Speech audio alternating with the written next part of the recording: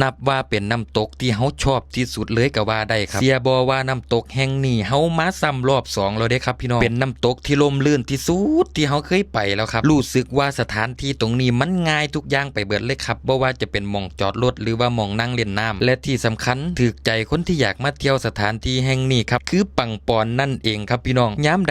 ดก็ว่าพาไปเที่ยวน้ำตกแน่พาไปเที่ยวน้ำตกแน่เว้าดูหลายจนทนแรงกดดันบ่ไหวครับพี่น้องสุดท้ายก็เลยได้พามาอีหลีครับสวัสดีครับพี่น้องคลิปนี้เดี๋ยวต้องขอออกตัวก่อนเด้อครับว่าเป็นคลิปเก่าคลิปดองของเดียวเองครับถ่ายไว้แต่โดนแล้วตั้งแต่ก่อนสงกรานต์ละครับพี่น้องยังบ่ทันได้ตัดอยู่จักแม่นยากอีหยังก็บ่ฮู้คือกันมื้อนี้จักคึดขยันอีหยังดูพี่น้องมานั่งตัดให้พี่น้องเบิ่งดีกว่าว่าซั่นทริปนี้ถือว่าเป็นทริปที่ยิ่งใหญ่ที่สุดแล้วครับยิ่งใหญ่จังใดวะติพี่น้องคือเฮามาคบกันเบิดทุกคนครับบ่ว่าจะเป็นพี่เดียวพี่เขยแม่ของปอนแม่ของเดียวมาครบเบิดพร้อมหลานพร้อมเหลนมาเบิดครับบ่ว่าสิเป็นเสบียงน้ำยาขนมจีนเครื่องตำซอกตำส้มอีหยังเตรียมพร้อมเบิดครับทริปนี้ร้องให้พี่ๆท้ายเล่นๆมาครับว่าน้ำตกแห่งนี้อยู่หม่องใดครับพี่ๆบางคนอาจสิเคยไปคุ้นๆเบิ่งร้องคอมเมนต์มาเบิ่งครับเดี๋ยวท้ายคลิปจะมาเฉลยครับว่าน้ำตกแห่งนี้คือน้ำตกอีหยังครับเสียบ่พี่น้องความรู้สึกแรกที่พี่น้องอยู่หันน่ะพี่น้องอยากจะลงเล่นน้ำเลยในทันทีเพราะว่าตอนนั้นน่ะอากาศร้อนคักครับแต่ว่าเดี๋ยวก็จำบ่ค่อยได้คือกันครับว่ามื้อนั้นที่เฮาไป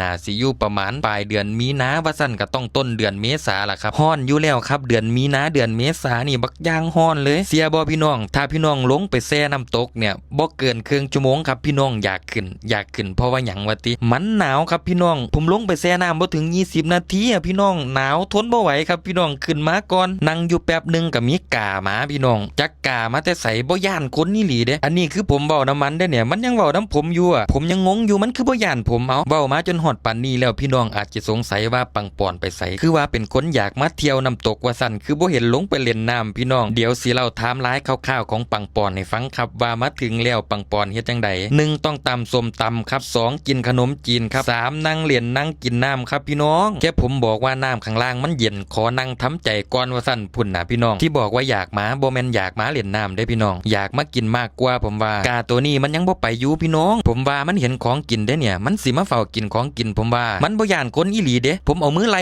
มันยังจิกมือผมอ่ะพี่น้องจนปังปอนนั่งหัวล้อเนาะมันสิจิกมือผมมันฮอดสิกระโดดตีผมน่ะพี่น้องผมทายบ่ทันซื่อๆเบิ่งมาฮอดนี่แล้วพี่ๆบางคนก็ยังบ่ฮู้ว่าซื้อน้ำตกซื้อนี่ซื้ออีหยังเดี๋ยวสิเฉลยเลยครับเฮาพิมพ์ Google Map ไปว่าเฮ้ยชิลไหมนครนายกครับพี่น้องพี่ๆคนไหนที่เป็นสายแคมปิ้งก็มีครับหรือว่าจะเป็นที่พักรีสอร์ทก็มีครับแต่ว่าที่เฮาไปคือไปเช้าเย็นกลับครับพวกเฮาบ่ได้ไปนอนคืนเด้อพี่น้องท้ายคลิปนี้บ่ขออีหยังหลายครับขอให้พี่ๆกดไลค์กดคอมเมนต์ให้เดียวน้ำแน่ครับพี่น้องสิขอบพระคุณเป็นอย่างสูงครับ